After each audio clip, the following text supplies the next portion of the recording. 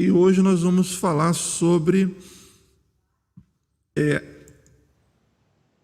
fé cristã e ciência. Eu vou ler com você então o Salmo de número... Eu não sei se eu vou conseguir colocar aqui para os irmãos. Deixa eu tentar.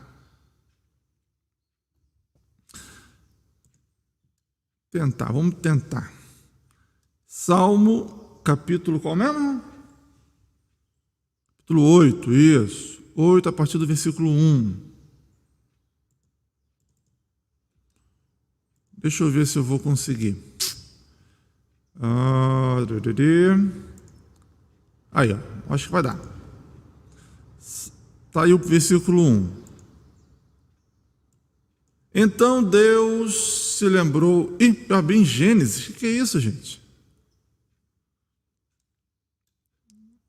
Ô, irmão, para de rir, por favor.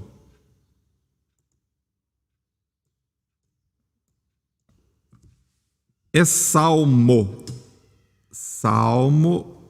8, versículo 1. Vamos. Ó Senhor nosso Deus, teu nome majestoso enche a terra. Tua glória é mais alta que os céus. Tu ensinaste crianças e bebês a anunciarem tua força. Assim calaste teus inimigos e todos que a ti se opõem. Quando olho para o céu e contemplo a obra de teus dedos, a lua e as estrelas que ali puseste, pergunto: quem são os simples mortais para que pense neles? Ele perguntando, né, o salmista, por quem são os simples mortais para que o Senhor pense neles? Quem são os seres humanos para que com eles te importes? E, no entanto, os fizestes apenas um pouco menores que Deus e os coroaste de glória e honra. Tu os encarregaste de tudo o que criaste e puseste sob a autoridade deles todas as coisas, os rebanhos, o gado e todos os animais selvagens, as aves do céu, os peixes do mar e tudo que percorre as correntes dos oceanos. Ó Senhor, nosso Senhor, teu nome majestoso enche toda a terra. Oh, maravilha! Deus tremendo! Deixa eu voltar para cá para você me ver. Que coisa extraordinária esse Deus, hein? Que salmo maravilhoso. Vamos lá, vamos para a nossa revista. Eu acho que já deu para você perceber a natureza, a criação, falar de ciência, fé e ciência, é a gente falar do Criador. Eu vou ler, deixa eu ler aqui a revista, que aí eu não vou atropelar ela e ela me ajuda no desenvolvimento. Vamos lá, tá ela aí, ó. Acho que está dando para vocês me acompanharem, não tá? As ciências empíricas e a teologia são formas diferentes, mas não excludentes, de responder à questão relativa à vida, ao ser, ao conhecimento e à verdade. As respostas são percepções do que foi revelado por Deus na natureza, nas Escrituras e definitivamente em Cristo. Você está com a sua revista? Acompanhe a revista aí, vê junto comigo, porque não é fácil. Hoje eu reconheço que o estudo não é fácil, muitas palavras difíceis. Eu estou aqui acertando a câmera para você poder acompanhar junto, que eu achei que ficou um pouco distante. Não sei se a gente vai conseguir.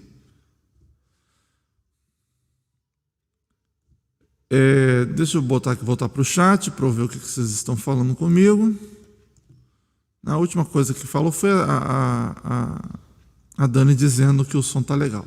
Bom, mas vamos lá. Fica claro aqui na nossa revista já. Eu estou fazendo esse sacrifício de projetar aqui a revista para as pessoas que não têm a revista, né? Em especial, olha o que eu fui arrumar. Em especial as pessoas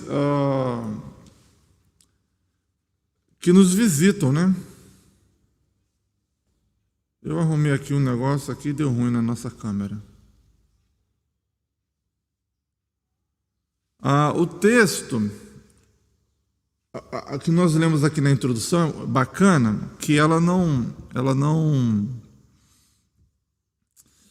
faz assim a referência de que não dá para falar com você e mexer nisso aqui ao mesmo tempo.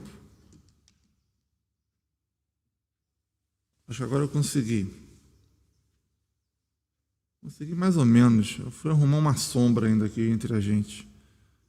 Mas tá bom, vamos embora. Estava dizendo o seguinte. Aqui. Deixa eu botar a caneta para ajudar. As ciências empíricas e a teologia são formas diferentes, mas não excludentes. Bom, olha como as palavras são difíceis. Ciências empíricas. Já pode dar uma confusão para a gente entender, né?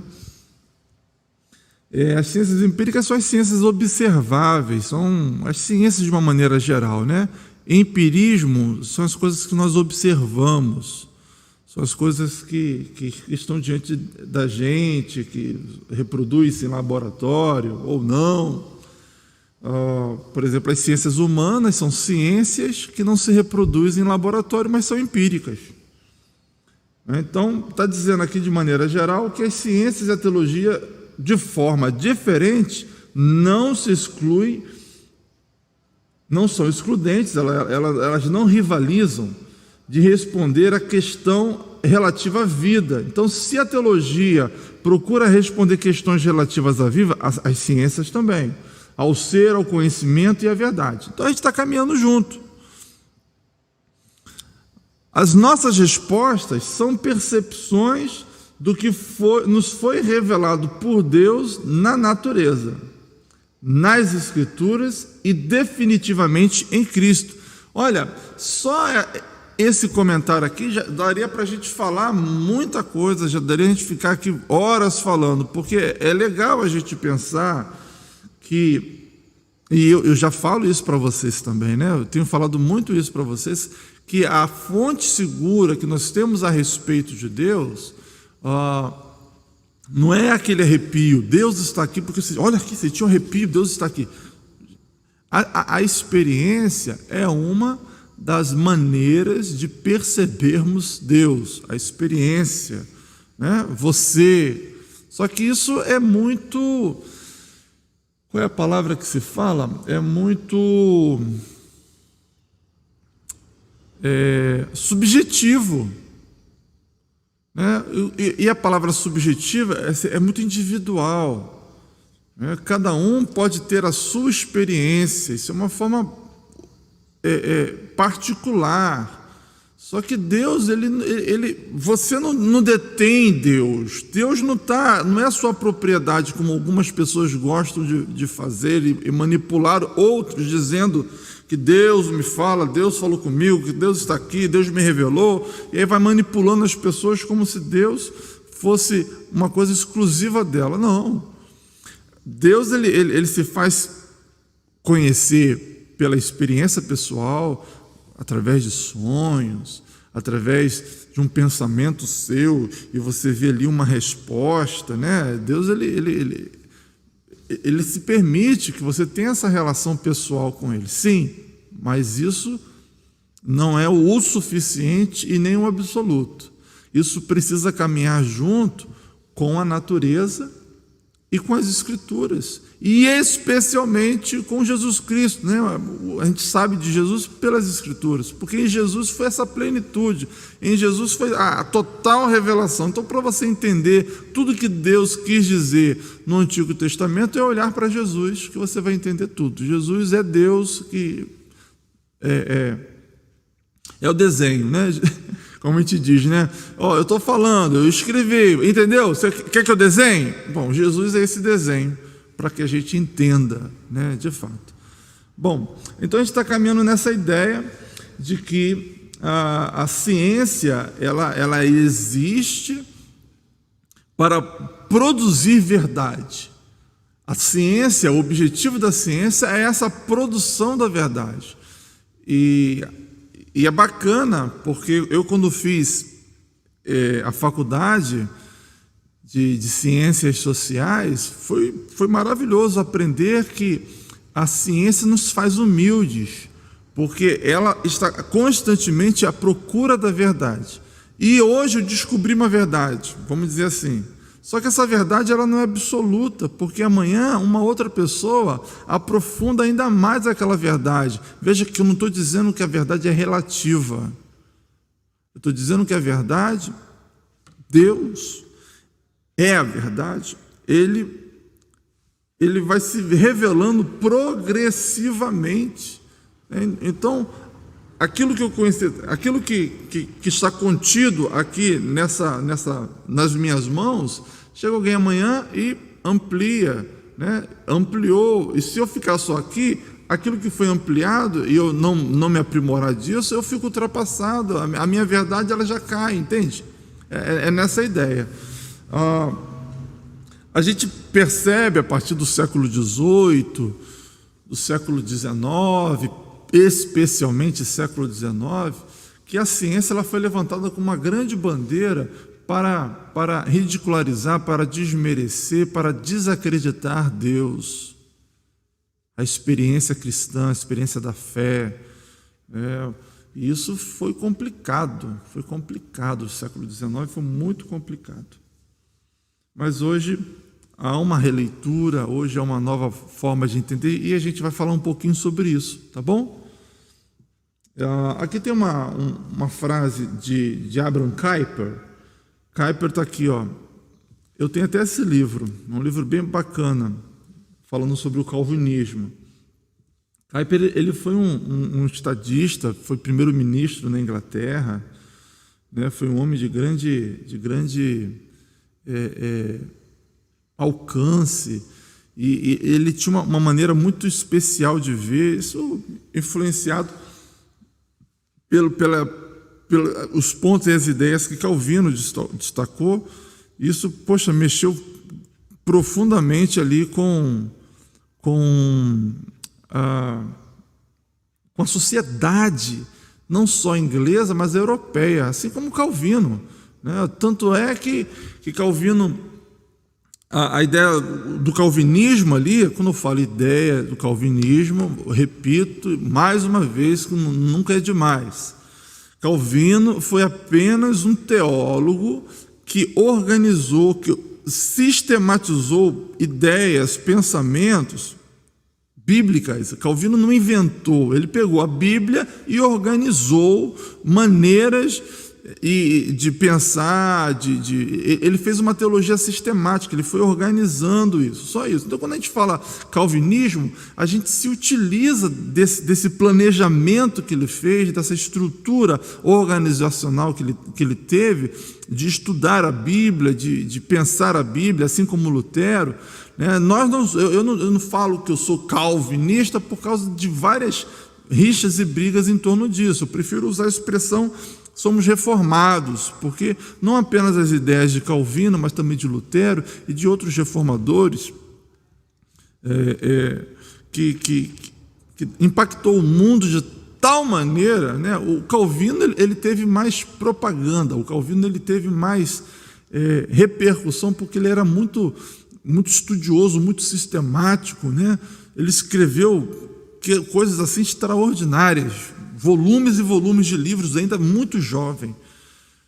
e estudando o impacto que o calvinismo trouxe para a Europa, um sociólogo muito famoso chamado Max Weber, ele fez um tratado científico chamado A Ética Protestante e o Espírito do Capitalismo.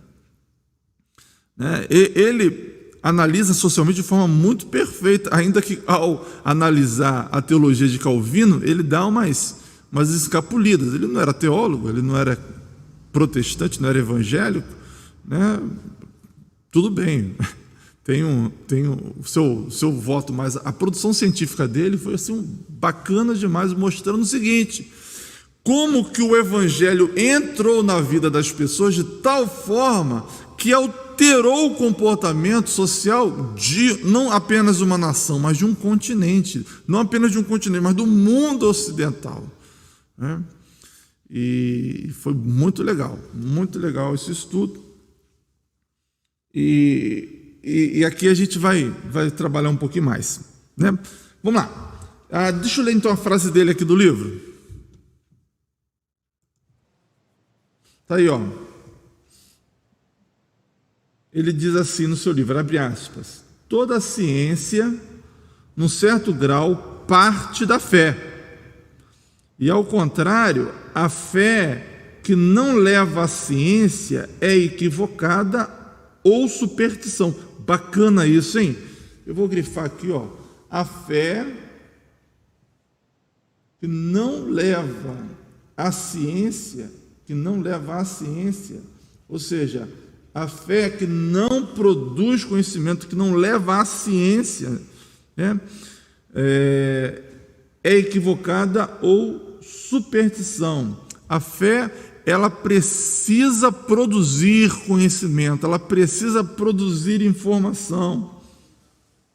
Ele diz que a fé que não leva esse conhecimento, essa informação, que não produz, ela é supersticiosa, ela não é fé real, genuína.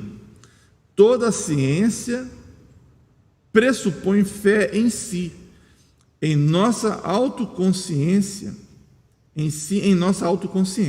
pressupõe fé no trabalho acurado de nossos sentidos, pressupõe fé na correção das leis do pensamento.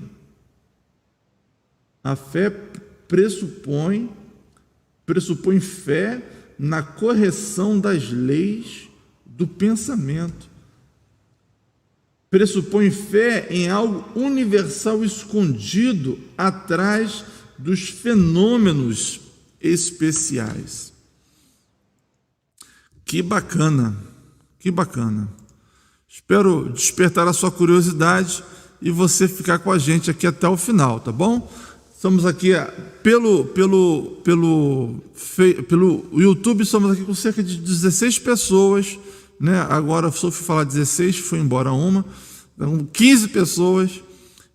Eu sei que tem muitas famílias nos vendo e a gente está com um público bacana aqui nos assistindo, e Deus abençoe também nossos irmãos que estão nos assistindo lá no Facebook.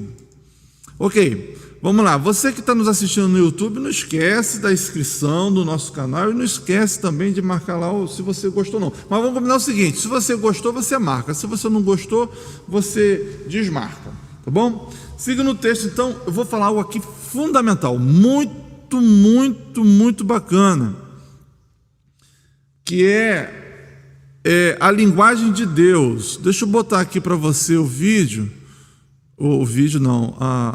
a leitura da revista para a gente acompanhar.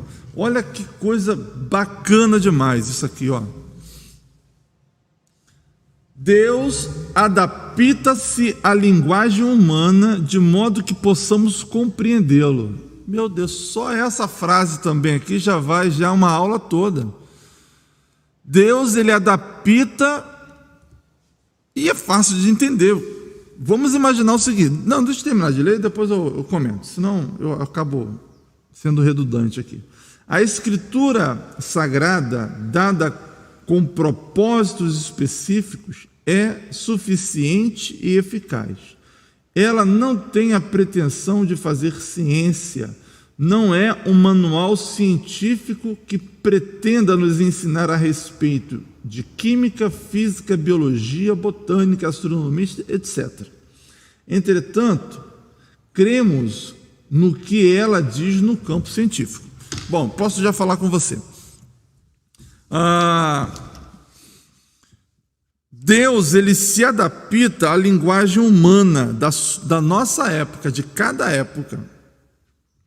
Deus falou com Moisés de uma forma, e hoje ele iria falar a mesma coisa, mas de uma forma diferente. Ele ia usar palavras diferentes, ele ia usar exemplos diferentes. Se Jesus hoje estivesse andando em nosso meio, as suas parábolas não seriam parábolas agropastoris, né? Ele usa parábolas dentro da cidade, né? Visões que Ezequiel teve, visões que João, o evangelista João lá em Apocalipse teve, que Daniel teve, que eles tiveram dificuldades de dizer exatamente o que era. E eles fazem comparações, né?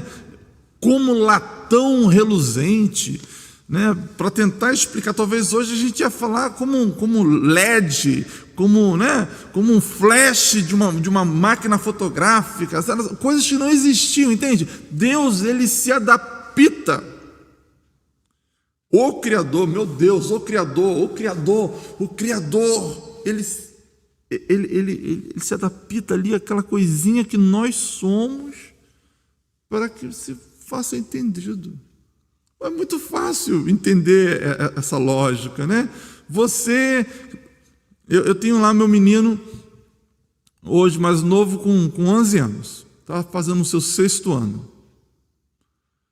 E há dúvidas na escola. Se eu for explicar para ele, com as minhas linguagens acadêmicas, ele não vai entender nada. Eu tenho que me colocar no lugarzinho dele lá, de 11 anos, no 6º ano, para tentar usar uma linguagem, né?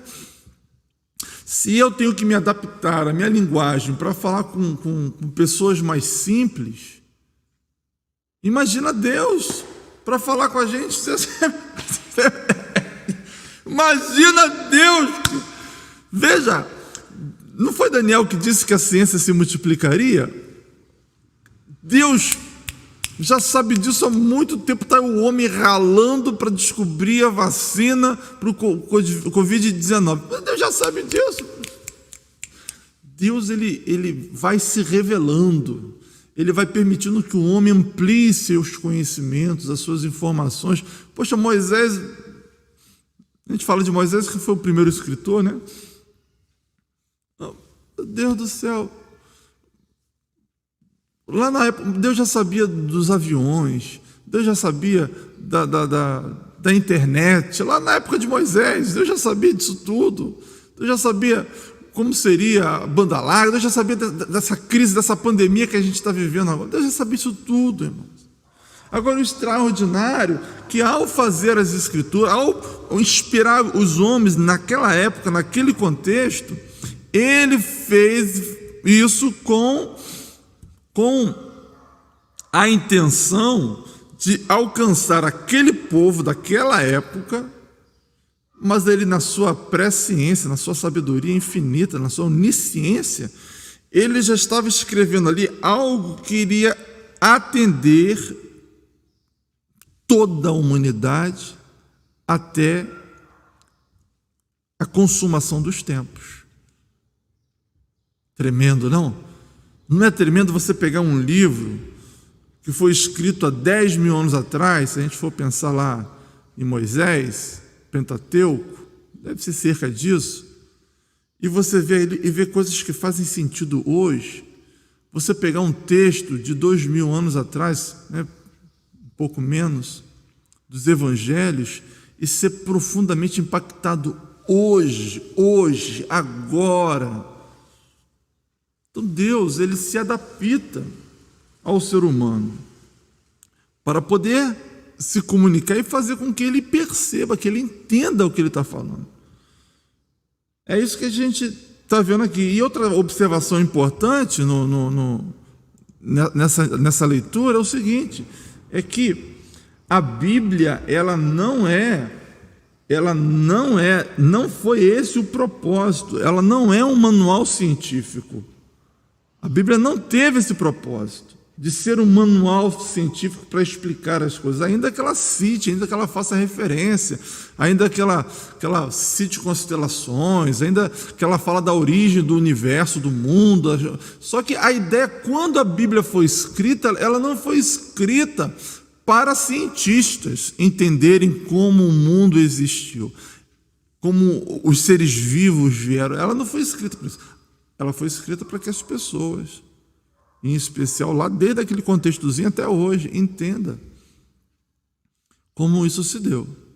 Só que Deus, o Criador, em nada do que ele pôde comunicar a Moisés, em nada rivaliza, em nada confronta o que a ciência hoje diz. Quando você vê hoje cientistas indo contra alguma coisa bíblica, você pode ter certeza que aquilo que ele está indo contra o que a Bíblia afirma determinadas coisas, aquilo vem como hipótese, aquilo vem como teoria, aquilo não é comprovado. E tudo que é comprovado, tudo que está validado, tudo que é inquestionável, as leis da natureza, eu vou colocar um vídeo aqui, você já vai ver isso.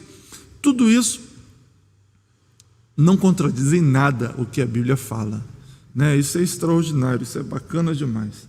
Bom, então, essa linguagem de Deus é uma linguagem para o tempo, para a época. A Bíblia não se propõe ser um livro científico, né? O propósito da Bíblia é um propósito que vai falar da existência humana, vai falar da esfera redentora de Deus, vai falar do escatológico, aquilo que está para acontecer ainda.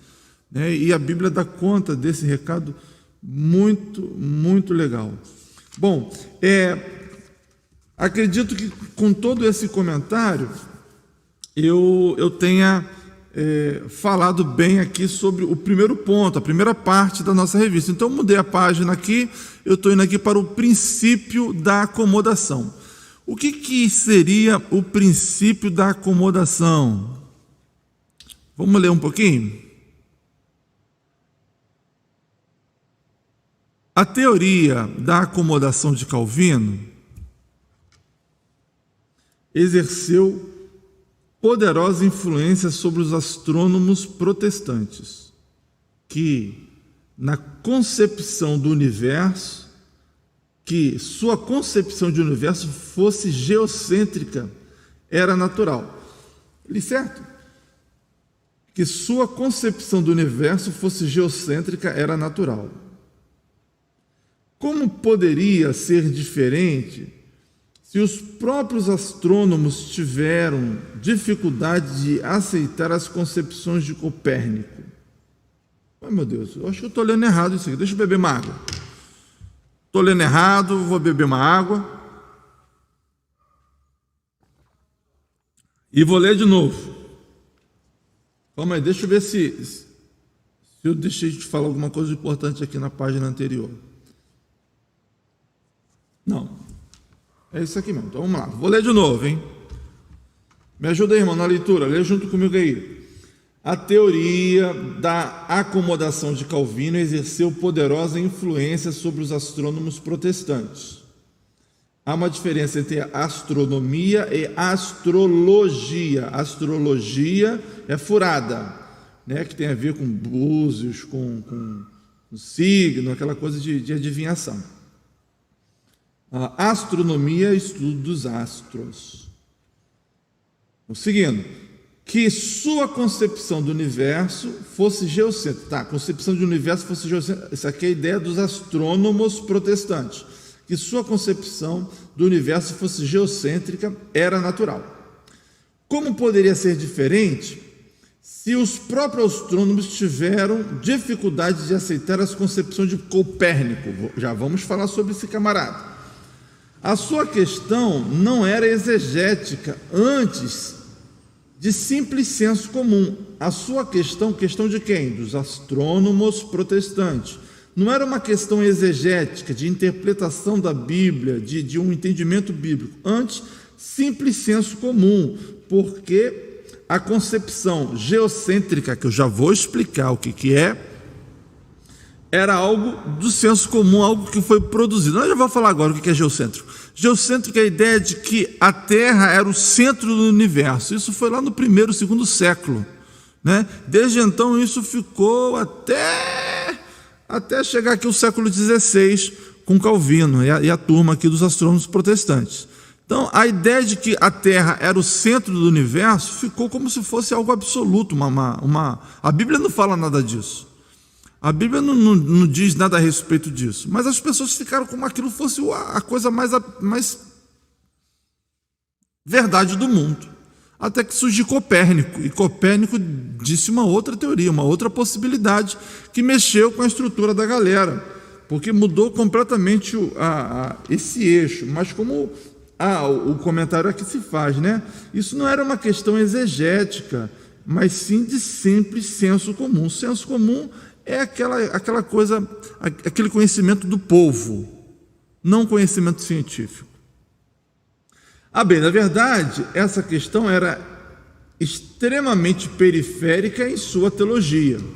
Para Calvino, o que importava é que o mundo foi criado por Deus e que somos colocados nele para glorificar o Criador e o Senhor de todas as coisas. Deus é o Criador e preservador de toda a criação. Bacana. Aí fala aqui do Nicolau, Copérnico. Aqui século XV, né? Final do século XV, início do século XVI, ele era matemático, astrônomo, prussiano, renascentista, apresentou um modelo de universo heliocêntrico. O que é um modelo heliocêntrico? O Sol, não a Terra, é o centro do universo, né? Para o início lá eu não peguei o nome do rapaz, eu era para ter pego o nome dele. Deixa eu ver se eu acho aqui rapidinho na internet. Para deixa eu colocar aqui, ó. Heliocêntrico,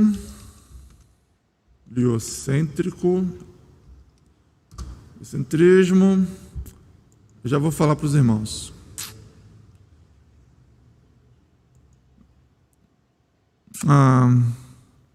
O geocentrismo, acho que aqui vai dizer.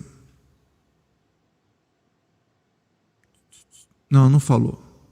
Tá bom. Era só uma curiosidade, só para os irmãos. Então, lá no início do século século II, século III, essa ideia aqui, eu acho que eu achei uma coisa para botar para os irmãos. Vou botar aqui para os irmãos verem. O pastor está ficando esperto desse negócio aqui. Olha aqui que legal. Não está 100%, mas está aí. Mas eu também não peguei aqui o autor do geocentrismo, né? A ideia, então, do helicentrismo é essa, o Sol. Gente, isso aqui é conhecimento científico. Isso aí é astronomia, né? E isso deu briga. Isso deu briga no século XVI. Isso deu morte no século XVI, porque no século XVI, até o século XVI, né, por causa da Igreja Católica, a Igreja Católica era a mãe da ciência, ela era que determinava o que estava certo e o que estava errado, né? O que fosse diferente do que ela estava dizendo era briga. Lembra do Index? Index era, a tia Marisa pode falar melhor, Index era o quê? Era uma lista de livros proibidos pela Igreja Católica, as pessoas não poderiam ler, né? O Copérnico, ele lançou essas ideias e talvez ele poderia até ter morrido por essas ideias. Lembra do Galileu? Galileu pegou o conteúdo de Copérnico, aprofundou, e a Igreja Católica fez com que ele recuasse. Na verdade, se ele não recuasse, ele teria morrido. E as ideias e aqui a gente, lendo a revista, a gente vê esse dado histórico, que essas produções científicas que divergiam da tradição, ela alcançou um lugar em países protestantes, porque a Igreja Católica ela coibia com violência, né, o seu zelo pela verdade, né, infelizmente levou os nossos irmãos católicos aí a fazerem uso da força, da violência, e foi um momento muito triste na história, né? Mas a essência, que é a ideia que a gente levantou, é o seguinte: a teologia, a Bíblia, ela não foi feita para ser um tratado científico. Então, Calvino, por exemplo, citado, Calvino não estava nem aí se a Terra é o centro do universo ou se o Sol é o centro do universo. Não está nem em que sentido. A Bíblia, ela quis deixar claro o seguinte: Deus é o Criador da Terra, do Sol e de todo o universo. Agora, como que isso funciona? Não é a preocupação do teólogo, é a preocupação do cientista. Bacana? Bom, esse aqui é um exemplo. Eu vou trazer para vocês agora um vídeo que vai mostrar outros exemplos. Eu vou convidar aqui o nosso querido pastor Adalto Lourenço, e ele vai trazer aqui, eu separei 2 vídeos para ele conversar com a gente sobre isso. Eu estou vendo que...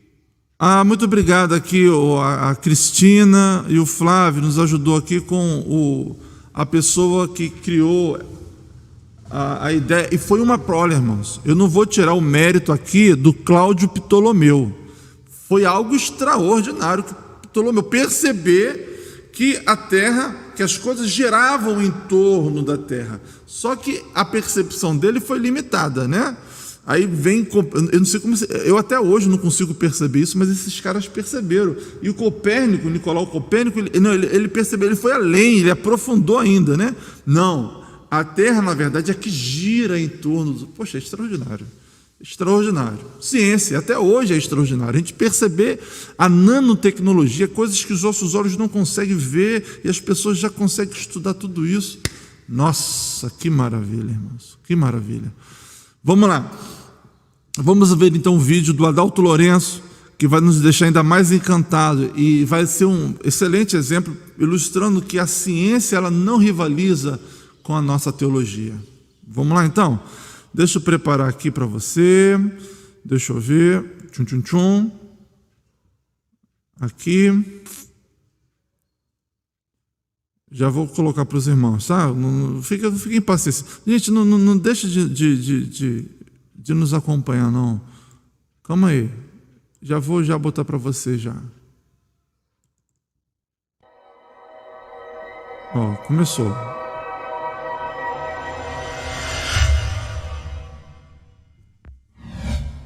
Olá pessoal, meu nome é Adalto Lourenço, sou físico. Eu queria falar um pouquinho com vocês a respeito da importância da ciência e o conhecimento que nós temos também das escrituras. Quando nós estudamos a parte da ciência, principalmente estudando a natureza, tem algumas características fascinantes que nós temos encontrado na natureza. Deixa eu dar alguns exemplos para você entender. Quando nós estudamos a questão do tempo, o tempo existe em passado, presente e futuro. É o que nós chamamos de 3 em 1. Quando nós estudamos, por exemplo, o espaço também tem altura, largura e profundidade. Também é 3 em 1. Quando nós estudamos, por exemplo, a base da matéria, que são os átomos, eles são formados de prótons, nêutrons e elétrons. Novamente você tem 3 em 1. Quando nós estudamos, por exemplo, os prótons, eles são formados de 3 quarks, 2 ups e 1 down. Novamente, 3 em 1. Quando nós estudamos os nêutrons também são formados por 3 quarks, 2 downs e 1 up. Quando nós estudamos, por exemplo, as partículas com carga elétrica, você tem os elétrons, você tem os muons, você tem os taus. Quando você estuda 3 em 1 novamente, quando você estuda as partículas sem carga elétrica, os neutrinos, você tem o elétron neutrino, você tem o muon neutrino, você tem o tau neutrino. Você estuda os estados básicos da matéria, você tem sólido, líquido e gasoso. Quando você estuda, por exemplo, a codificação genética, os códons, você percebe que você tem 3 nucleotídeos formando aquela básica ali. Quando você estuda até música, por exemplo, você tem melodia, harmonia e ritmo. É fascinante que a natureza é 3 em 1. independente da área que nós estudamos. O 3 em 1 aparece o tempo todo. Você pega a sua pele, tem 3 camadas. E o 3 em 1 aparece em tudo quanto é lugar. O que me fascina a respeito disso é que isso é uma característica da natureza. Não foi algo que nós criamos. Não é uma questão de interpretação. É o que a natureza é, do jeito que ela é. A pergunta que nós fazemos é: por que será que a natureza seria 3 em 1? Por que ela é 3 em 1? O que faz dela? Por que essa característica? É fascinante para mim, quando penso nessas coisas, que não somente a natureza é 3 em 1, mas a natureza tem algumas características impressionantes quando nós estudamos as leis que regem a natureza. Por exemplo, as leis da natureza não são palpáveis. Por exemplo, a gravidade. Você não pega a gravidade. Significa que a gravidade é algo transcendente como lei. E também quando nós estudamos as leis da natureza, nós percebemos que elas são absolutas.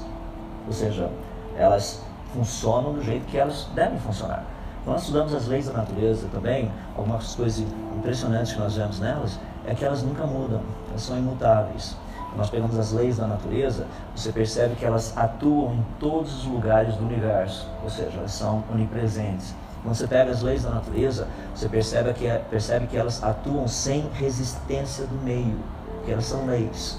Em outras palavras, elas são onipotentes. Ou seja, a quantidade de vista vai. Por que será que as leis da natureza possuem essas características? Elas são absolutas, são imutáveis, transcendentes, onipotentes, onipresentes. Ou seja, por que será que a natureza é desse jeito? Nós olhamos para a natureza, por um lado você vê 3 em 1, você olha para as leis da natureza, você começa a ver essas características. Qual a razão disso? Como um cristão, para mim fica fácil entender.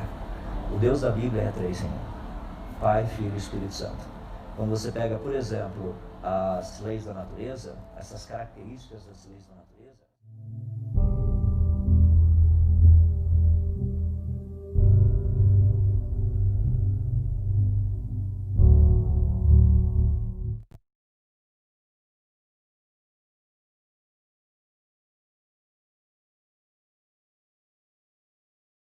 Opa, deixa eu voltar aqui, me enrolei.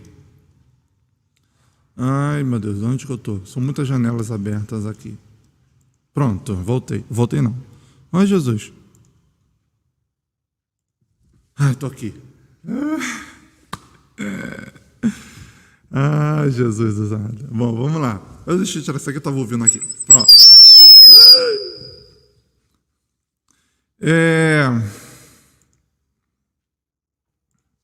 Bom, o que está acontecendo aqui, Jesus? Já sei o que está acontecendo. Bom, irmãos, vocês estão me ouvindo de novo, né? Que coisa extraordinária. Nosso irmão cientista Dalto Lourenço, ele pôde então trazer para a gente aqui algo que eu nunca poderia imaginar, que é todas essas informações. Veja que a ciência, ela não vê. Deus é tremendo, irmãos. O Criador, a gente está falando do cara. Nós somos as criaturinhas aqui. O Criador vai se permitindo se revelar e vai aos pouquinhos, a ciência vai crescendo, vai se desenvolvendo, e tudo seja para a glória de Deus. Eu ainda tenho mais um vídeo dele. Você veja então que o Adalto aqui, ele busca na natureza. Você lembra o salmo que a gente leu no início? Ele busca então na natureza evidências da Trindade. Agora, como a Trindade não é algo difícil de explicar, como que eu vou explicar a essência de Deus? Como que a criatura vai explicar a essência do Criador? É difícil, percebe? É difícil. A Bíblia, você não vê claramente Deus falando. A palavra Trindade nem aparece na Bíblia, mas você vê o tempo todo o Pai, você vê o tempo todo o Filho, você vê o tempo todo o Espírito Santo tratado, sendo lidado, sendo reverenciado, sendo reconhecido como Deus, né? E agora a gente vê a ciência trazendo todos esses indícios também, né? é algo maravilhoso. Eu fico encantado. Eu vou colocar aqui mais um videozinho dele, que eu acho que vai lhe impactar também, tá bom? Pode ser? Deixa eu botar então aqui mais umzinho.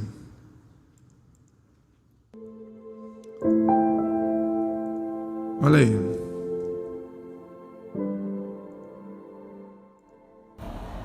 Olá pessoal, meu nome é Adalto Lourenço, sou físico. Eu queria falar um pouquinho com vocês a respeito da importância da ciência e o conhecimento que nós temos também das escrituras. Quando nós estudamos a parte da ciência, principalmente estudando a natureza, tem algumas características fascinantes que nós temos encontrado na natureza. Deixa eu dar alguns exemplos para você entender. Quando nós estudamos a questão do tempo, o tempo existe em passado, presente e futuro. É o que nós chamamos de 3 em 1. Uai. Quando nós estudamos, por exemplo, o espaço também... eu peguei 2 vídeos iguais. Deixa eu... tá bom, meu irmão. Muito obrigado, meu querido. Muito obrigado, tá bom? Obrigado aí pela sua participação aqui na nossa igreja. Foi algo tremendo. Mas esse vídeo aqui, eu acho que eu peguei repetido. Deixa eu ver se eu peguei um outro dele. Novamente, 3 em 1. Quando nós estudamos os nêutrons também são formados por 3 quarks. Que pena, 2 downs e gente. 1 up. Quando nós estudamos, por exemplo, as partículas com carga elétrica, você tem os elétrons, você tem os muons, você tem os Vamos avançar então com o nosso estudo. Quando você estuda 3 em 1 novamente, quando você estuda as partículas sem carga elétrica, os neutrinos... Eu acho que vocês gostaram de ver, né? Que bacana esses vídeos aí. Os estados básicos da matéria, você tem sólido, líquido e gasoso. A ciência, então, para a glória de Deus, diferente do que muitos poderiam pensar ou imaginar. Vamos voltar aqui para a revista, já caminhando aqui para o finalzinho dela. Deixa eu mostrar aqui para vocês a nossa revista. E vamos lá. Você pega a sua pele, tem 3 camadas. E o 3 em 1 aparece em Poxa, que bobagemzinha que eu fiz aqui, que vacilo. Tinha um outro vídeo tão bacana dele, falando da criação. Bom, anote um nome. Você gostou, achou interessante? O nome do nosso querido é Adalto Lourenço, tá bom? Você vai nessa aí, então. Bom, eu estou falando, você não está me vendo, agora você está me vendo. O nome dele é Adalto Lourenço. Você bota lá no YouTube, você vai ver ele explicar tudo... buscando na ciência a origem dos dinossauros, a questão do Big Bang, como que funcionou isso, né? Como que na arca couberam tantos animais e tantas outras coisas que muitas vezes os críticos da Bíblia, da religião, os críticos da fé, os críticos de Deus tentam ridicularizar o que as Escrituras falam a respeito disso, citando inviabilidades e impossibilidades. Mas aí Deus levanta cientistas e busca na ciência e vê a profunda coerência no que o texto diz com os dados científicos. Agora, não, mais uma vez eu reforço aqui, não é intenção da Bíblia de ser um manual científico. A Bíblia não tem esse propósito. É como nós falamos aqui há um pouquinho tempo atrás, quando a gente citou aqui Calvino falar dessa questão toda do helicentrismo e do geocentrismo, né? Calvino dá de ombros e fala: filho, eu não sei como que funciona, mas a coisa que eu sei é o seguinte: Deus criou todas as coisas e por meio dele todas as coisas são sustentadas, e ponto. É essa a questão, é essa a ideia. O que também não deve nos desestimular a aprofundamento científico. A gente precisa buscar e nos aprofundar da ciência, tá bom? Então, voltando aqui para a gente caminhar para o nosso final. A ciência e religião hoje. Nos países protestantes, os cientistas não eram obrigados a aceitar o juízo de não cientistas em matéria de ciência. Isso aqui é afirmado lá na Universidade de Genebra, não. Não, sei uma outra pessoa, esse amiguinho aqui que tem esse nomezinho aqui é difícil de falar para mim, ele vê, então, que nos países protestantes, os cientistas não tinham que se curvar para os não cientistas. Aqui ele está fazendo referência à igreja, que a igreja obrigava as pessoas, os cientistas, a andar de acordo com a sua cartilha, né? Isso me faz lembrar, vou fazer um parênteses aqui, isso me faz lembrar, às vezes, a postura que muitos políticos evangélicos, eu acho que está dando microfonia aqui, só um minutinho, irmãos. Auxiliar, ok.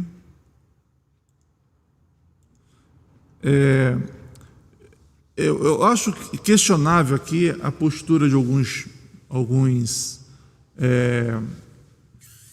políticos evangélicos, cristãos, que eles querem fazer da igreja, da política, extensão da igreja. Eles querem que o governo crie regras e leis que não cabe ao Estado, cabe à igreja. É a igreja que deve ter esse cuidado, e a igreja, com o evangelho, o Estado, ele precisa ser laico, ele precisa governar para todos e não para um grupo, né? Foge a ideia da política. E toda vez que há uma mistura da religião com a política, estuda na história aí, o ruim que vai dar o negócio. Toda vez que o político quer impor a religião, dá ruim. Vê a história que você vai ver o que acontece com a história. Eu citei aqui um primeiro-ministro inglês, que a postura dele foi não de impor nada, né? Só citando como exemplo, que é o Abraham Kuyper. A postura dele foi o quê? Foi de trazer a riqueza do evangelho e a sua contribuição para a política. Não impor nada, né? Quem vai fazer o homem deixar de ser o pecador não é a imposição da lei. O que vai deixar o homem de ser pecador é a riqueza do evangelho. Entende? Eu não estou falando de crimes que a sociedade, né? Não estou falando de questões morais, questões éticas. Mas, enfim, fecho parênteses e volto aqui. Então, ele está dizendo que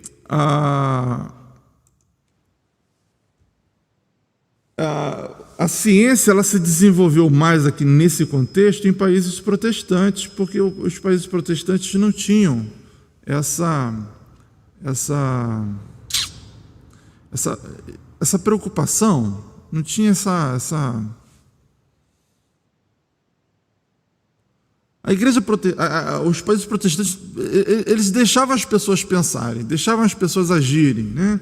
Não tinha essa censura. Pronto, achei a palavra. Seguindo então, o astrônomo luterano alemão Johannes Kepler, perdão aqui o meu alemães, o Lutero da astrologia, o Lutero da astrologia, entre aspas, deve ter sido um apelido que ele ganhou, que procurou dar precisão matemática às descobertas de Copérnico, né? Descobrindo as leis dos movimentos dos planetas, sentia-se como se estivesse pensando. Olha, esse é o sentimento do rapaz aí, ó.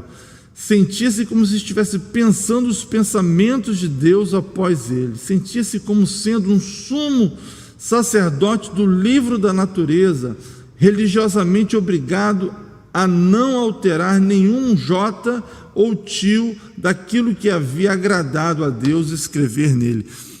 Eu não sei se você entendeu aqui. O cientista aqui, o alemão, ao perceber cálculos matemáticos para descrever o movimento dos planetas, ele ficou tão encantado, ele ficou tão entusiasmado, que ele via a mão do Criador, e ele ia com tanto zelo, com tanta paixão ali não, eu não posso errar, porque ele percebia a mão de Deus ali. E ele se via ali como um instrumento de Deus trazendo aquela informação, aquele conhecimento que Deus ocultou durante tantos anos. Ele estava começando a revelar para aquela pessoa ali, ele podendo escrever. Gente, a ciência é um lado, eu posso dizer assim, a ciência é um lado da revelação de Deus para os homens. Deus, ele revela. A ciência é para a glória de Deus. A teologia é o esforço do homem de entender a Deus. E a ciência vem como a revelação de Deus para os homens a respeito da natureza. À medida que Deus vai revelando a natureza, vai se revelando, permitindo os homens conhecerem mais a respeito de si mesmo e do seu entorno, os homens vão se encantando da coisa extraordinária que o Criador fez. É essa a ideia, essa é o caminho. Eu fico assim muito maravilhado também de ver essas questões. O final dessa leitura do capítulo, da parte 3, vai citar coisas que eu já falei, como, por exemplo, o índex católico, vai citar a questão de Galileu, né? Enfim, eu acho que a gente já pode caminhar aqui para a nossa conclusão. Diz assim, então, ficou pequeno, né? Está dando para ler? Acho que ficou pequeno. Eu vou tentar aumentar um pouco mais aqui, tá? Não, ficou pequeno não, né? Está dando para ler sim, está dando para ler. Vamos lá. Conclusão. Somos chamados a apresentar a alternativa cristã em todas as áreas da nossa existência, inclusive em nossas pesquisas. Não fomos destinados a viver em gueto acadêmico. Cadê aqui? Isso. Em gueto acadêmico ou simplesmente na defensiva, nos esgueirando nas brechas da academia. Eu não sei o que é essa palavra esgueirando. Buscando apoio em um mundo totalmente paganizado. Temos uma estrutura de pensamento consistente, coerente e demonstrável. Precisamos ter clareza quanto a isso, a fim de não sucumbirmos a uma estrutura de pensamento pagã. E você sabe, irmãos, você sabe que hoje o lugar menos evangelizado, o lugar mais, talvez assim, de grande dificuldade, talvez eu tenha exagerado no menos evangelizado, mas no Brasil certamente é o meio acadêmico, o meio universitário.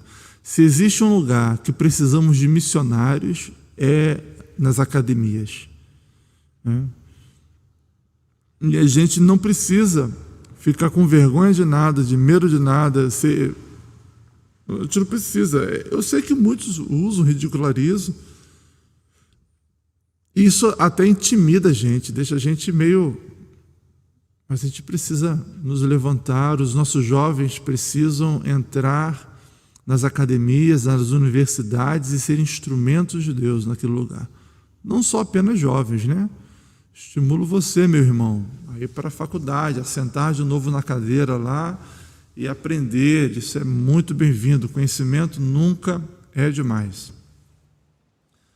Avançando aqui para a nossa conclusão, sem uma sólida fundamentação teórica, nos tornaremos joguetes fáceis e ingênuos nas mãos de teóricos e teorias totalmente incompatíveis com a fé cristã e, portanto, com a totalidade da realidade. Eu tenho falado aqui para vocês que as leis convergem.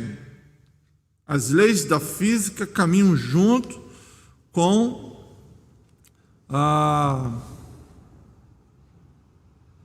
com a teologia, com a revelação cristã, a revelação das Escrituras. Aquilo que diverge, eles não têm autoridade para dizer. Aí entra a questão da teoria. Era o vídeo que eu ia mostrar do Adalto, questionando, né, como eu falei, o Big Bang, a questão da evolução, né, que contraria o criacionismo, né? Enfim, isso são hipóteses, são teorias.